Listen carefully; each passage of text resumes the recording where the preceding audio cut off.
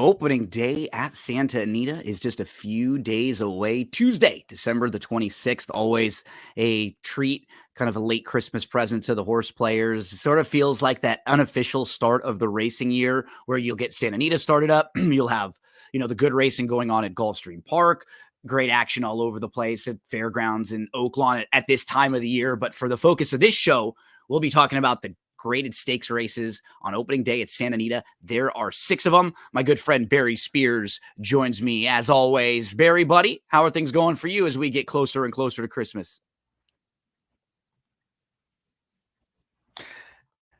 Doing well, ready for the Christmas season, of course, and obviously ready for this opening day at Santa Anita the day after Christmas. I mean, it's always a great time to play the races, especially at Santa Anita, because there really isn't much going on, kind of between Christmas and New Year's. And this is perfect. I mean, all these stakes races, good racing, hopefully we can catch some prices and make some money. We'll be diving into those daily racing form past performances. Like always, a couple things to take note. You can purchase DRF past performances and all of the tools that you need for every racing day at Santa Anita. They'll have clocker reports along with Gulfstream Park. So that's awesome. Gulfstream and Santa Anita will have the clocker reports up there. And don't forget, if you're someone who plays the races a lot and you use DRF past performances and you feel like you're paying for them a lot, make sure you're signed up for DRF Bets, because right off the bat, they'll give you a match deposit bonus. They'll give you 10 free sets of past performances. Then every time you wager $50, you'll get credit for another set of past performances. So if you're playing through DRF Bets and you're wagering there, you won't have to spend a whole lot on past performances there. As Barry, my friend, Merry Christmas to you and your family. Merry Christmas to everyone out there. Hopefully for Christmas, we can get the folks a few winners for the day after. Our present's going to come a little late this year to everyone out there. Hopefully some winners on Tuesday at Santa Anita. Let's start in the first of the 6 graded stakes races, buddy. We're going to go to race number 3. It is the grade 2 San Gabriel. And in this one, Easter is installed as your morning line favorite here. Easter, the number 2, is really sharp right now. 8-5 on the morning line, coming in off back-to-back victories, won the Seabiscuit. You'll have a stretch of like 5 or 6 races in a row that it's tough to knock much of what Easter has done. But from playing this race individually, this is a horse that wants to do his best running late. And it doesn't seem to me that there's that much early speed on paper in here. If I'm trying to beat Easter, the horse that I'm going to gravitate in here towards, and then I'll pass the baton to you, is Tio Magico. I think Tio Magico's last race kind of showed that this horse is a little bit quicker than we might have thought looking at some of his recent races. If you look at the fractions in the races he was coming out of, like a lot of really quick races where you don't see 24s and 48s. You see 22s, 23s, 45s, and 46s to the half mile. So he was behind in races where there were just a lot quicker horses. Last time out, when they stretched out and slowed down a little bit, he was able to get to the front. And now you have Pratt aboard, who's so good at making this decision. Should he go? Should he sit? If somebody else wants to take the lead, he's certainly capable of coming from off the pace, and he's shown his versatility, and he's run into some horses that have come back and run really well. You see lots of italics in the running lines there. So for me, Barry, I think in this race, Tio Magico would be my play, trying to take a swing against Easter, looking for a horse that I'm hoping will be more tactically forwardly placed in here. Yeah, I'm with you with betting against Easter in this spot, although very consistent. I think the pace dynamics are kind of against Easter in this race, and like I said, it doesn't look like too much speed in this race, but I do think Planetario is going to kind of get out there and go a little bit too, and maybe put a little bit of pressure on Tio Magico. If that does happen, a horse that I'm going to gravitate to is Miss the Cut. I think you can forgive that last race going 1.25 miles, and just cutting back to the 1 1/8 might make all the difference. I think 1.25 miles was just too long. And honestly, and it was the Breeders' Cup. I think it was just a classic. Really, like they just took a shot against the best horses, right? Yeah, but this horse seems to probably was always meant to run on turf. And you see his races back in France, and he was running big. You know, at Ascot, he ran well in the Golden Gate Stakes, um, and he even ran here in the Del Mar Handicap, which is a Grade 2, going a mile and 3/8. He ran well. This He is ran really probably well the that best. day. Right. This is probably the best trip for him. And I think he's going to get first run, and that might make all the difference. Honestly, it looked to me on paper like Easter and Miss the Cut would run 1-2 here. You know, obviously, I'm going to gravitate to the horse that's probably going to be the price, which would be Miss the Cut. Missed the cut, has just a lot of other positives too. This is only his second turf start, as Barry was mentioning, since coming over to the US. And if you just look at the one grass race that he's run here in the Del Mar Handicap when he finished fourth that day in a field of 11, it was a really good effort. He was sixth early, but he was way out of it, about 10 or 11 lengths off. And then he kind of quickly moved up into contention. He was about 3 lengths off, but he was in between horses. He had to angle around. He kind of had to shift around late. That was the difference between finishing fourth and second that day. Just the little bit of like Right. traffic late and maneuvering around. And Gold Phoenix came back and ran a really good fourth in the Breeders' Cup Turf this year. Yeah, it was beat by Senior Buscador, who ended up, running well in the Cigar Mile.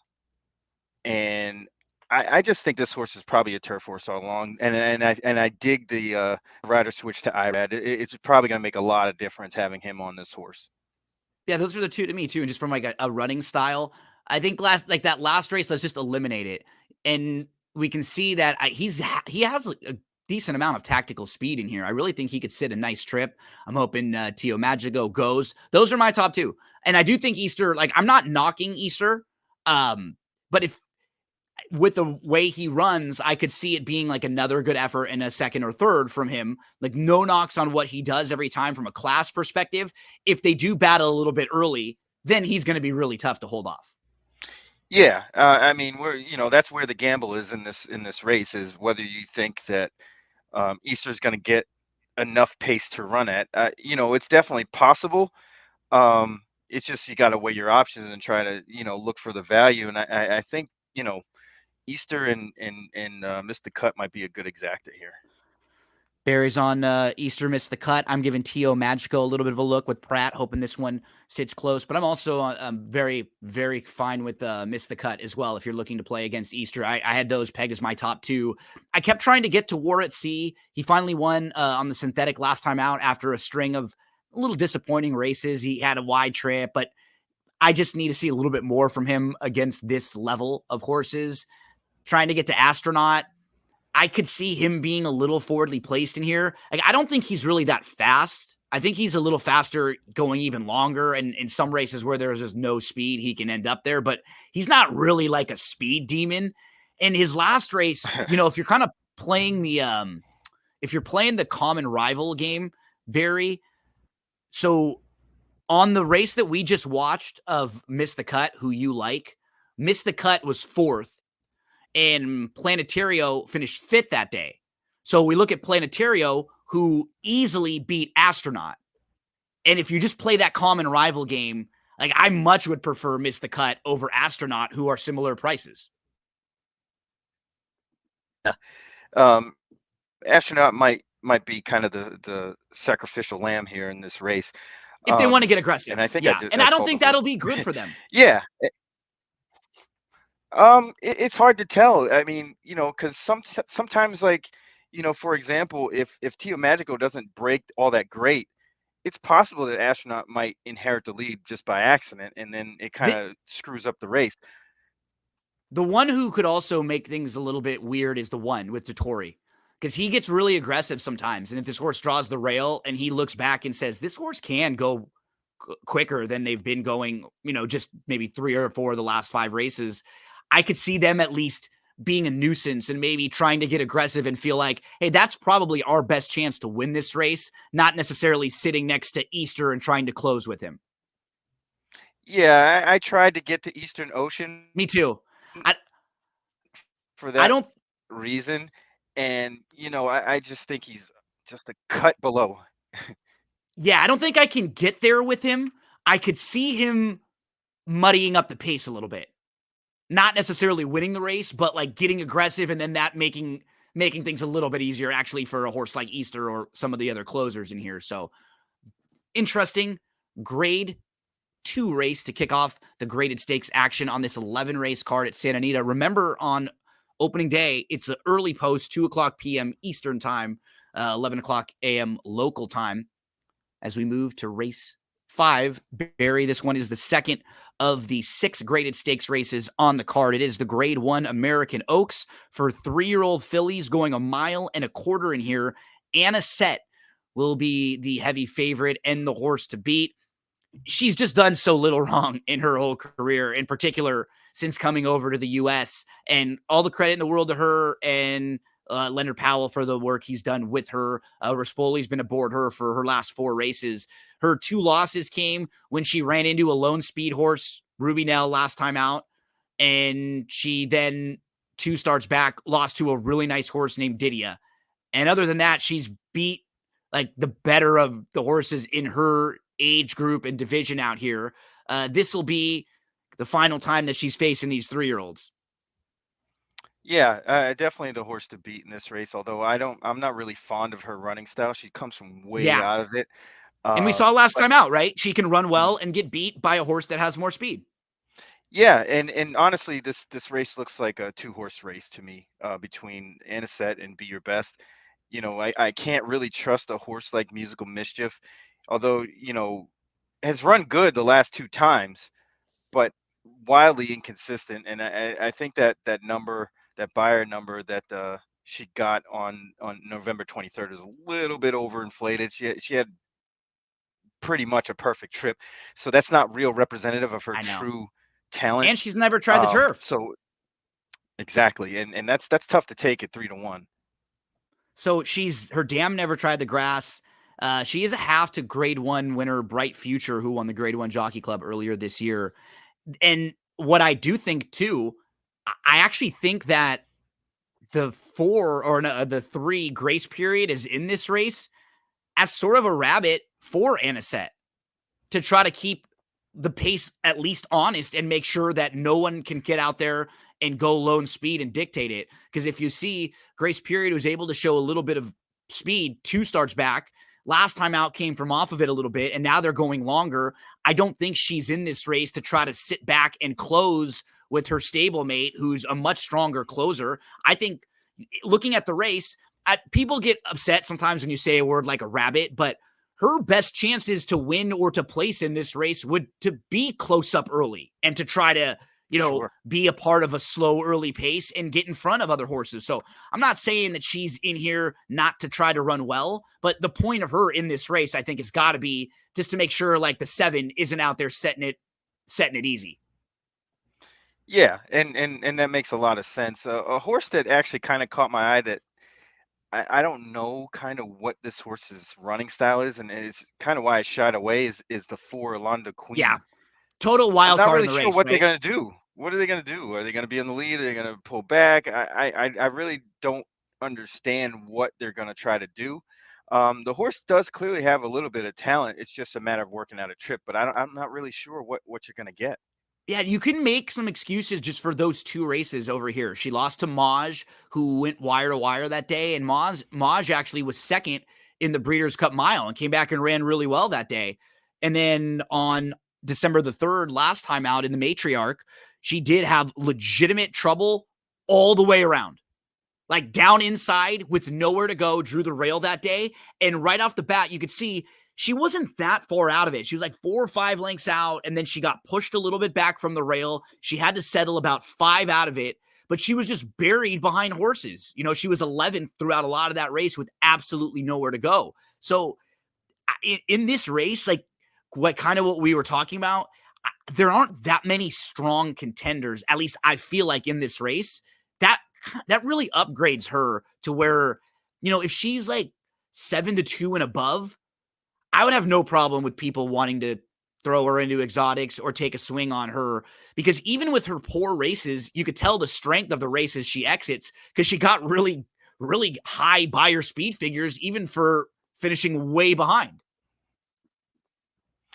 Yeah, and she's probably the third best horse in the race. That's kind of how I viewed it, Yep. and it looks to me like just a cold be your best and a set along the Queen try. That's really what I'm angling for on Tuesday.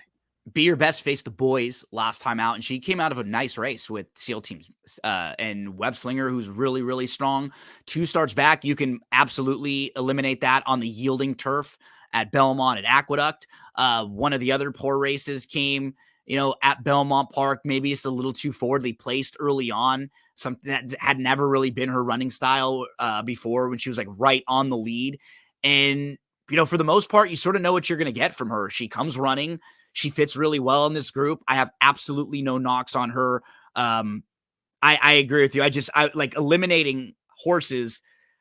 I got to see a little bit more from the 7, because I think even if she wins, she'll just be shorter of a price than she should be in this type of a race right now. And I was trying to get to the 1 Barry here.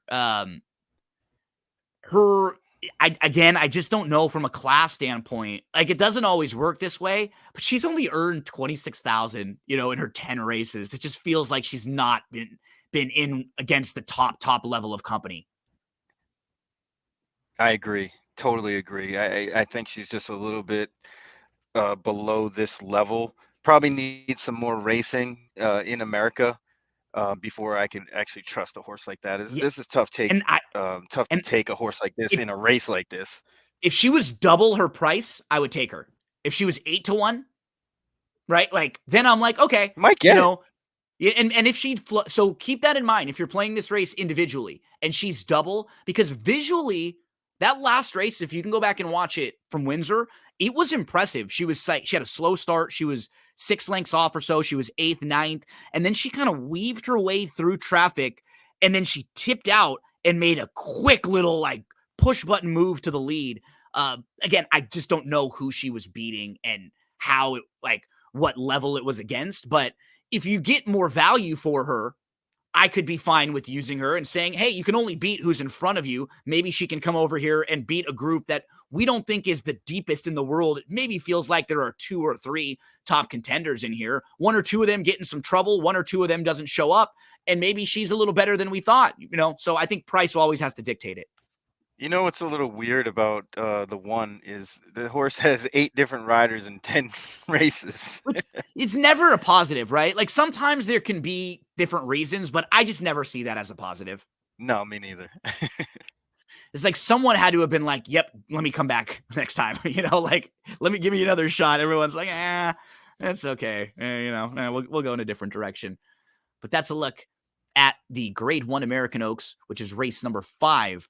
And it actually is the start of a middle pick 4 that they're going to have at Santa Anita, which is really cool because they don't have all of the graded stakes races in a row. So they're doing a good job of trying to get as many of them into different sequences. You get a couple of them in the early pick 5, then they'll start a middle pick 4, 5, 6, 7, 8, where you'll get 3 more graded stakes.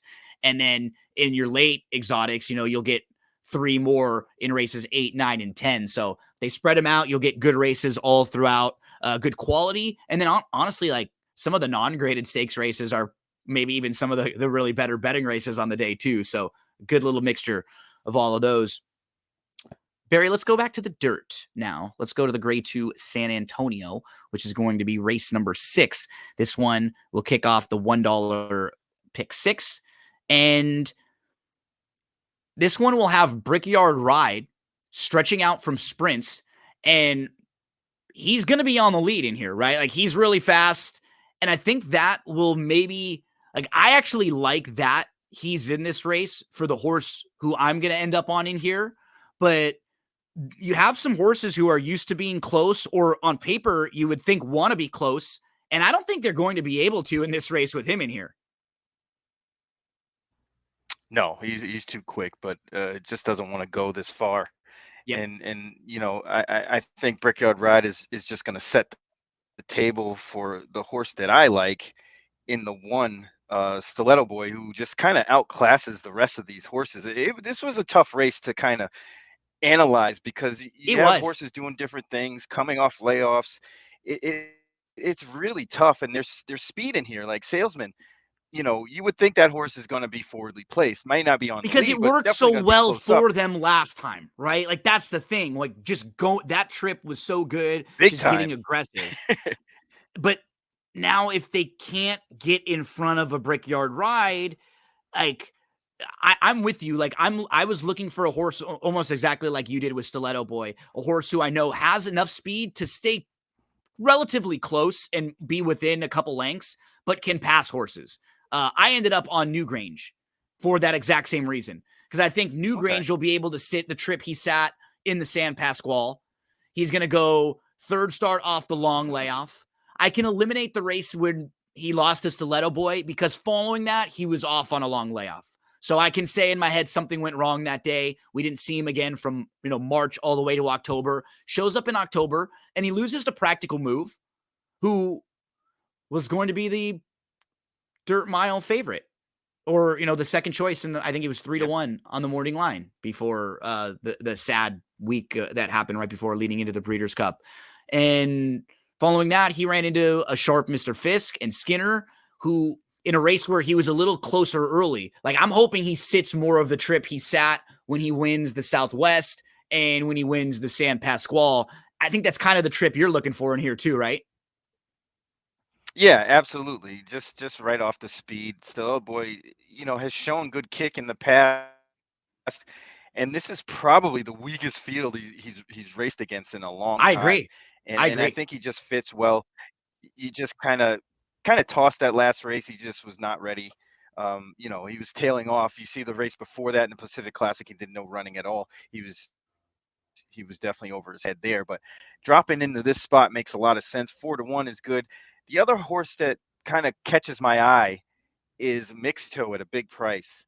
Um, I know this horse just broke his maiden on the lead, but I don't think this horse wants the lead. I think they're gonna kind of come off the pace, and I think that may make a world of difference, especially the way that Brickyard Ride is probably going to go out there and fly. And I'm assuming that Brickyard Ride is just going to give it up based on his tries at this same trip and even in this race last year. Oh no, this is San Yeah. Diego, but not to San Antonio. But you know, I just think there's a lot of zip in here, and I really don't know what to do with Subsanador. I mean, This horse I could be think any kind. yeah, and I think down the line this year, he'll be a really good older horse in this division from the sounds of it and from what I've looked at in the workouts and just finding like anything I can out about this horse. But from playing him in this race, if the horse is 7-5 or 6-5, I just like I can't do that here. I can't. I can give him a ton of respect, but I can't look at him as like a key horse in this race. Maybe he's the horse to beat. Maybe he's a freak and a monster.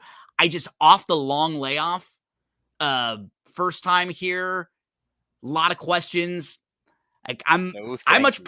yeah, I prefer who like Stiletto Boy, who you mentioned, and I think Newgrange can get the trip. I've never really thought Newgrange was like that good of a It really horse wasn't. It hasn't overall. been. No, Yeah. no, but I think you can sort of look at his wins and they're in spots kind of like this, Hmm.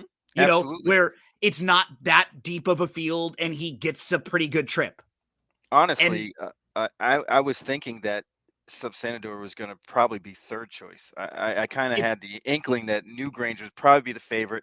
Salesman would probably be second choice, and then you got Stiletto Stiletto Boy and Boy then Subsanador. in that mix up there. Yeah. Yeah, and you were talking a little bit about Mixto. I was just mentioning Practical Move. He was Mhm. right behind Practical Move early on in his career a couple different times. National Treasure, Cave Rock, Fort Bragg, having a meltdown. Like those are legitimate horses that he's facing early on in his 2-year-old season.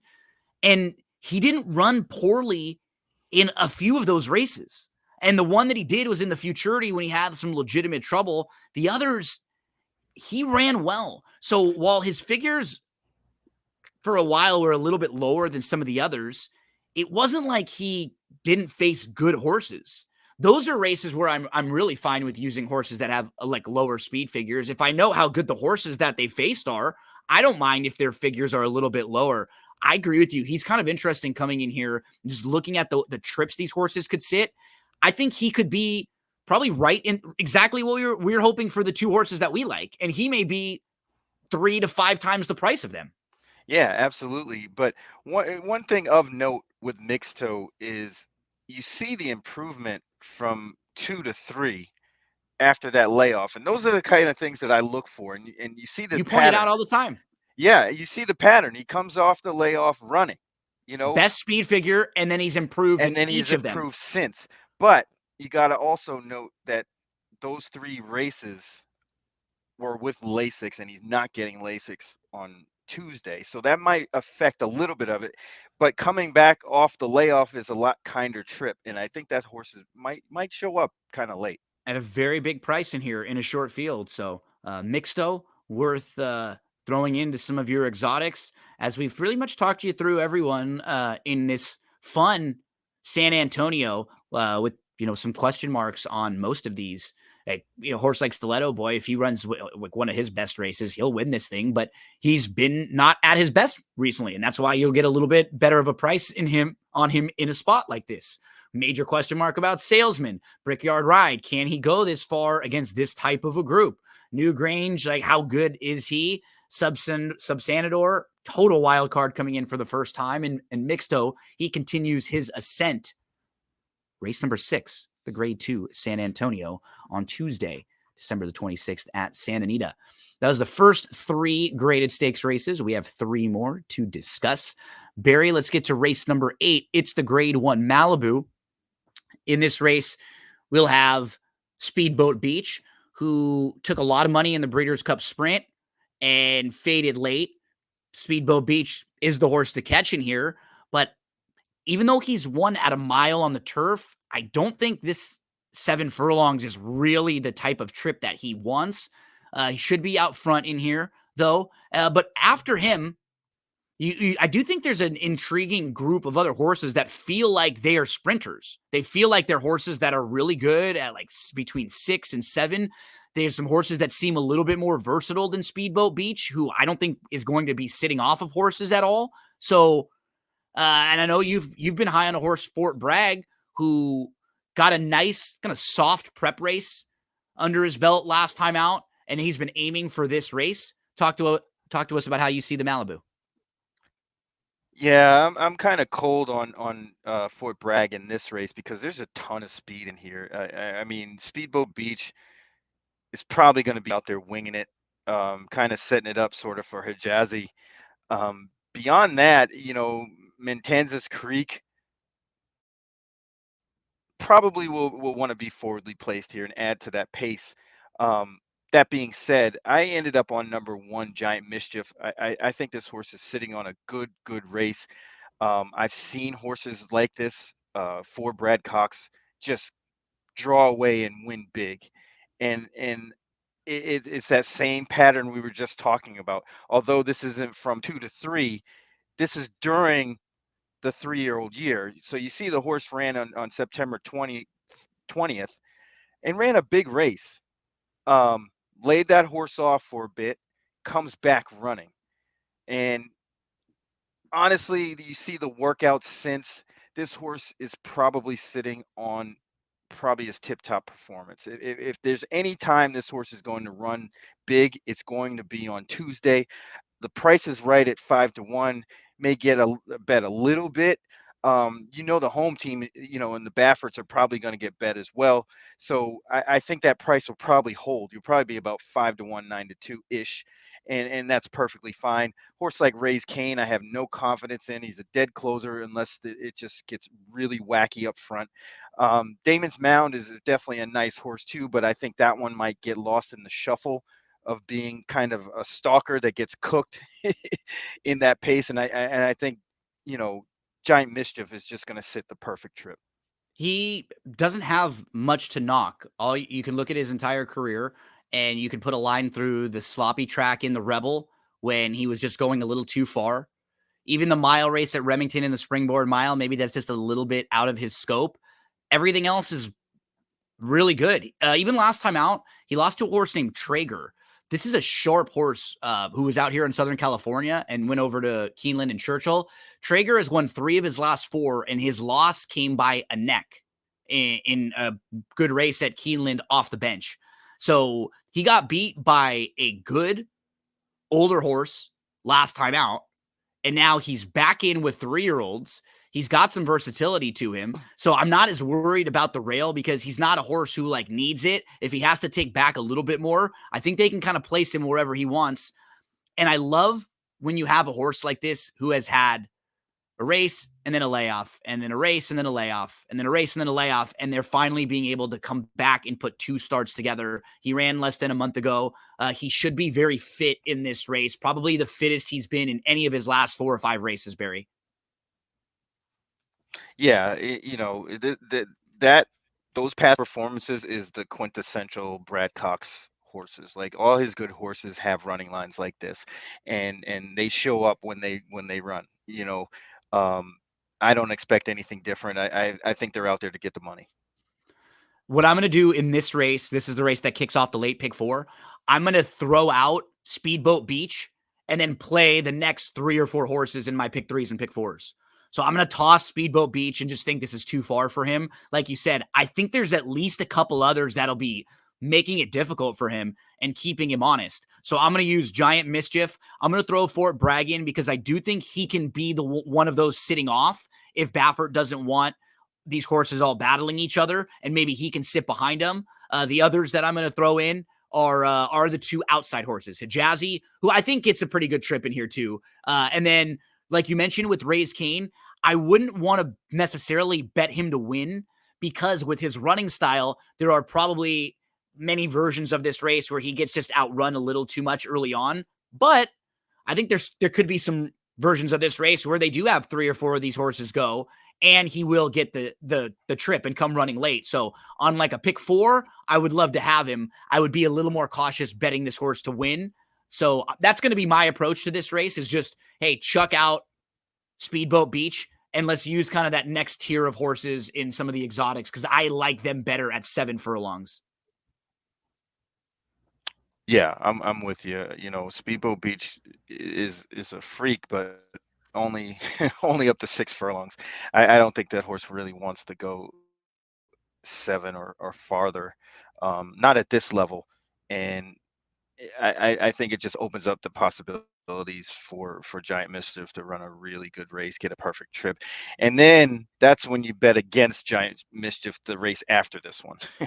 Absolutely. And I think Baffert kind of showed this to us with the way that he handled Speedboat Beach early on in his career. This horse freaked on September the 10th, beat Hijazi and Fort Bragg, a couple of his other really good horses, but he didn't even try to get this horse into the Breeders' Cup Juvenile at all. He went to the turf. Like, if you really like this horse and his horse beat his other 2 good ones, but he just had to feel like there were major distance limitations with this horse. And I think, he got the mile, but even in winning that race, he didn't run that great that day. He kind of fell into it against a field that he just completely overmatched.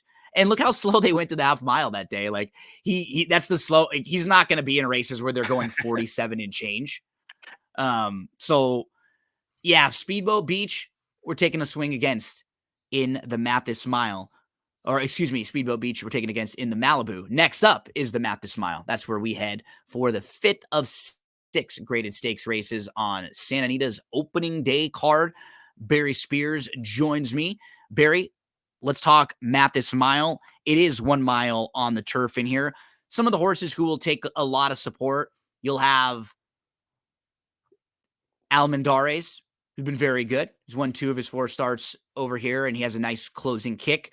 You have Dandy Man Shines, who, after a lot of minor awards, has put it all together and won back-to-back, including a stakes race on the outside. Watsonville, those 3 horses were your kind of 3 betting choices, at least on the morning line. From a discussion point, we can at least kind of start talking with them and then move elsewhere if we need to. How do you see this race shaping up?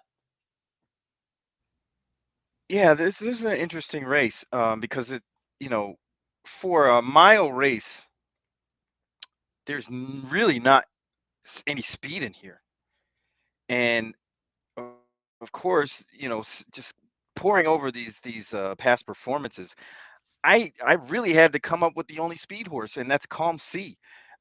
This horse has run decent, every time, and just kind of had a little bit of bad luck breaking the maiden.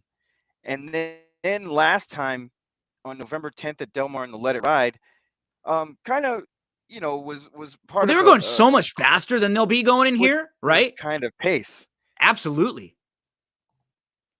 Yeah, and I think the fact that there's not much speed, this horse can kind of get into a rhythm. Mario's very good at doing that, and I really, it's really as far as Calm Sea wants to go, because everybody else is going to try to line up behind him, and I think it's just one of those perfect scenarios where the speed will control this whole event, and it's whether or not Calm Sea can bring it, and I think he can, because you know you see his race on October 14th going a mile and an eighth. He kind of controlled the pace that day, in probably what's going to be a similar pace scenario. I think so too. Um, and that's just a huge advantage in a race like this, where everybody's going to be lining up, and he could kind of get away from him, and I'm hoping that happens, especially at 10-1. We see the race shaping up very similar. I think you want to throw Calm Sea into your pick fours, pick fives, any sort of late exotics. And the horse that I landed on was because I think he's going to get a really nice trip. And that's the one Reichwist, who I think can sit not far behind the horse, Calm Sea. He'll be saving all the ground. Last time out, he was wide and he got in legitimate trouble. It just was not a good trip. Put a line through that. 2 starts back in the Twilight Derby, he's right there in the race, down inside, saving ground. That's the exact type of trip I'm hoping for. And if he shows up with that type of trip, he should put himself right on the wire there. Again, it comes down to the running style for him. He was put up via DQ. This is a horse who I bet on August the 13th when he got put up via DQ. So I've just kind of kept my eye on him. And then in the Del Mar Derby, he was a little bit overmatched in that spot. But now, couple months off, shows back up in the Twilight Derby at 70-1. He's beaten only a half length that day. And this is not that deep of a field. It's not that strong of a field. You have 2 or 3 like top contenders, but they are not going to get as good of a trip as a horse like this or a horse like you like. And that's why we go to the pricier horses in here who we think can get the jump and can take advantage of that at much better prices. So I'm using Calm Sea all over the place too in pick Yeah, fours and pick fives. yeah. The great equalizer is the pace setup. I mean, these horses haven't been running the most stellar buyer figures, but given the right pace scenario, they could run those bigger figures. And I think, this is like one of those situations where you get 2 horses that are probably not going to get bet all that much, that have a huge chance to run 1-2. They do, just based on running styles, right? And looking at Hmm. the way this thing could play out, we could get horses at really nice prices in here in a race where there's not very much speed. If people are leaning on some of these deeper closers, Barry and I take a swing on some prices in this one. I mean, of the short prices in here, like of the 3 that I mentioned early, Almendares, Danny Man, and Watsonville, which of those horses would you prefer if you were going to use one, or who do you think is like the horse to beat? Um, that's a tough call, because I think Watsonville is just going to get a horrible trip just based on the post position, So I'm not really and high on this I horse would either. say Yeah, no. I think it just doesn't project to be a great trip for that horse. I'd say Dandy Man Shines would be me the too. one of the horses that's probably going to bet, that I think will probably Will have some run kick well. late. He seems like he always Absolutely. runs well. He just may not get that kind of a trip in here to win. He could run second or third. I feel the most confident about him kind of running his race, I'd say.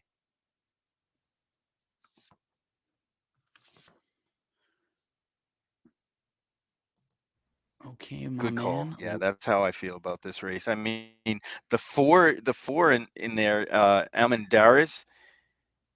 I mean, it's a dead closer in a race that doesn't seem to be all that speedy. It's a tough take. I mean, even in that race, November 4th in the Twilight Derby, where a lot of these horses are coming out of, it it's he just had a tough time trying to weave his way. Not that Pratt can't do it, but it's really a tough task when you don't have enough speed to run into.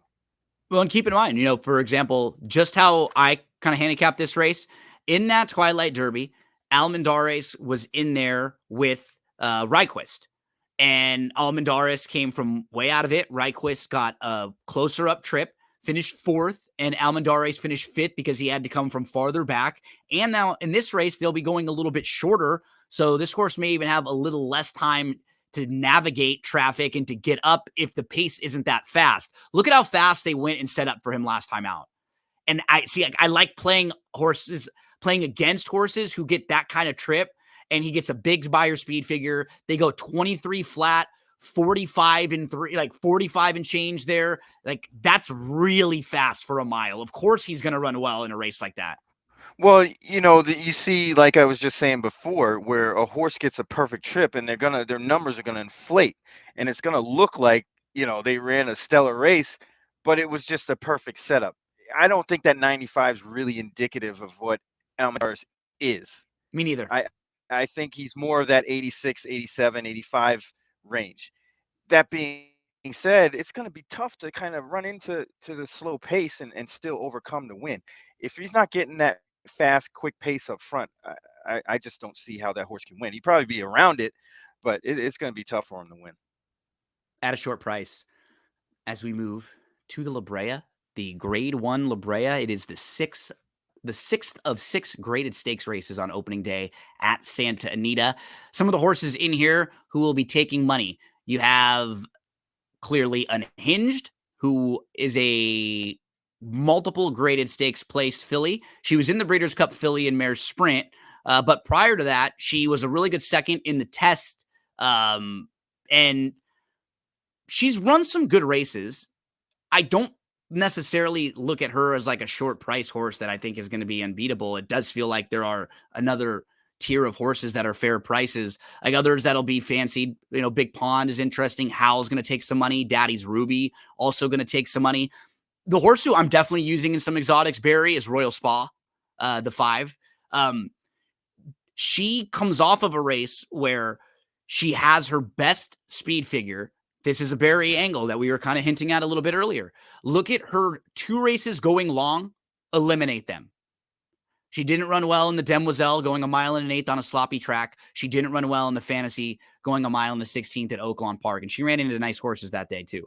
So those 2 races are out. Her other 3 are sprints. They're all wins. And with her running style, I'm not looking at her as a horse that's going to be worried about getting 7 furlongs. 6.5 was great for her. So 7 should be fine. And she came back off of a long layoff. She had not run from April to November. And when she showed back up, she had her best career by her speed figure, just slightly better than what she ran on March the 2nd at Oaklawn Park. So she came back, showed some improvement. She missed a bunch of time in that middle part of her 3-year-old season. I think she's got another step forward to take in here, Barry. I think she could sit a really good trip.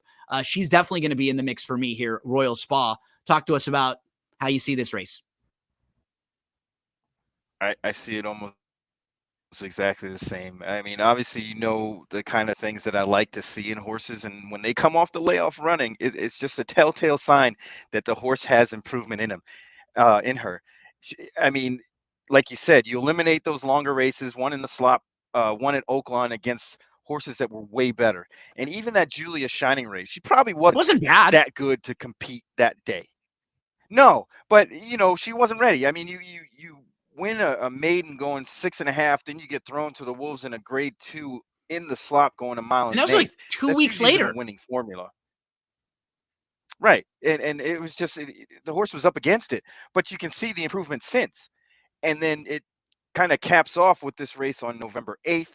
You see the workouts, all systems look like they're go. You're getting Irad, who's going to have this horse placed perfectly.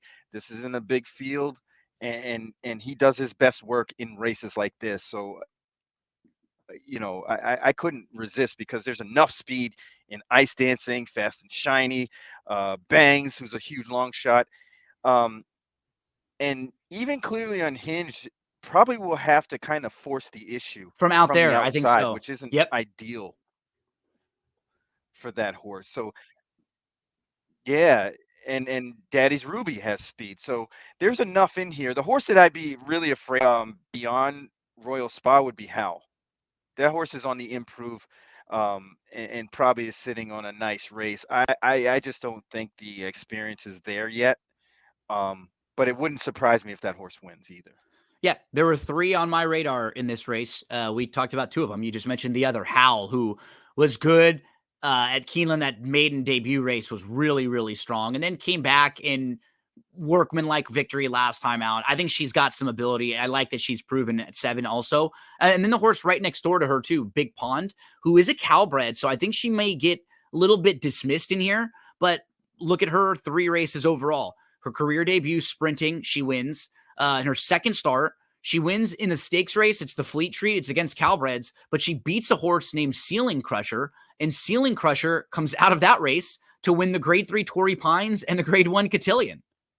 So she beat a Grade 1 winner, even though it was just in a Calbred race. Very similar to what we were talking about with Royal Spa. You look at what Big Pond did. She runs on the turf. We can eliminate that August 19th race. She's off for a couple months, though. She shows back up, same exact sort of speed figure, and it was going 6.5. It was in a race where the winner that day just got more of a forwardly placed trip. If we're seeing this race as a race where we think there's more speed and she can maybe just sit 3rd or 4th right behind and have a little bit of finish, I thought those are the 3 horses that if I'm playing pick 4s and pick 5s, I'm looking at 3, 4, and 5 for me. Yeah. Yeah, that definitely makes a lot of sense here in this spot. And you'll probably be getting decent prices out of at least 2 of them. 6 graded stakes races on the opening day card at Santa Anita, 11 races overall. I'll be covering the races from Santa Anita every day that they race from now throughout the entire meet. On the weekends, those pick'em contests will be back again. Well, there will be free to enter contests, $500 to the winner. Don't forget about all of the daily racing form tools like the clocker reports they have for Gulfstream and for Santa Anita every racing day. You can get those free all access past performances when you play through DRF Bets, and Santa Anita will have an awesome Tuesday, December the 26th. Barry, my friend, we did some double duty this week. We talked some Gulfstream a few days ago, and then Santa Anita opening day here. I love you, my man. It's been a crazy month or so for you, just the ups and downs and everything, but I'm so glad you're right back here talking with me, just like where we were 6 weeks ago, even everything that you've been with. And I love you. We've gotten all emotional a few different times through the years, but man, one of the better things about social media, it can get bad and nasty, but man, there's some beautiful stuff that come out of social media when you get the chance to interact with people that are like-minded, or you get to meet people. And that's what happened with you and I. And you are one of my better friends out there, man. I always enjoy our interactions. I think we've never really had a negative one that I can even think even think of, man. It's so crazy. So I always appreciate all your hard work, and I hope you and your family have a beautiful Christmas coming up, buddy. Yeah, you too as well, man. Speaking about all the events that happened, it was crazy because we did a show early, Thanksgiving week. Yep. But then I did the show the next week. So, I know. what I mean? It felt good to be able to get back to doing what I like to do. And it feels good, and I appreciate you for, always sticking with me and having me on, because this is one of the highlights of my week every week, talking to you and talking horses. I mean, what could be better? I mean, I've made a lifelong friend, or more than one actually, but in you on Twitter. So it's just so much good can come out of it, despite all the negative that can be on there sometimes.